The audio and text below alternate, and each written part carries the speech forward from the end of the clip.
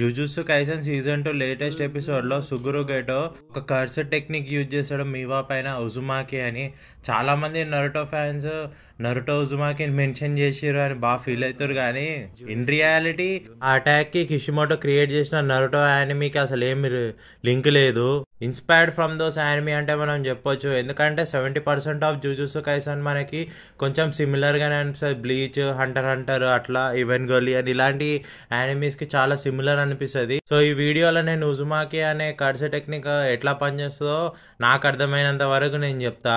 So ఉజుమాకి అంటే దీని direct translation చూసుకుంటే ఉజుమాకి అంటే స్పైరల్ లేదా వర్ల్పూల్ అనుకోండి. గెటోనే ఎపిసోడ్లో ఎక్స్ప్లెయిన్ చేసిండు ఉజుమాకి అంటే మ్యానిపులేషన్ ఎట్లా పనిచేస్తుంది అని. సో ఒక్క ఉజుమాకి బాల్ అనుకుందాము, దాంట్లో కర్స్డ్ స్పిరిట్స్ ఉంటాయి. ఒకవేళ దాంట్లో లో గ్రేడ్ కర్స్ స్పిరిట్స్ ఉన్నాయి అని అంటే ఒక బాంబ్ లాగా అనుకోండి, అది అన్లీజ్ చేసిన వెంటనే బ్లాస్ట్ అయిపోతుంది. కానీ దాంట్లో స్పెషల్ గ్రేడ్ కర్స్ స్పిరిట్ ఉంది, అంటే మాహిటో కానీ అబ్జర్వేషన్ కదా, అప్పుడు మాహిటో ఉండనుకో, ఆ మాహిటో కానీ స్పెషల్ గ్రేడ్ కర్స్ టెక్నిక్ని వీడు తీసుకోగలుగుతాడు, అంటే యాజ్ ఈజ్ వీళ్ళు యూజ్ చేయగలుగుతాడు. వంద ఉంది కదా సోల్ మ్యానిపులేషన్, నిడిల్ ట్రాన్స్ఫిగరేషన్ అని.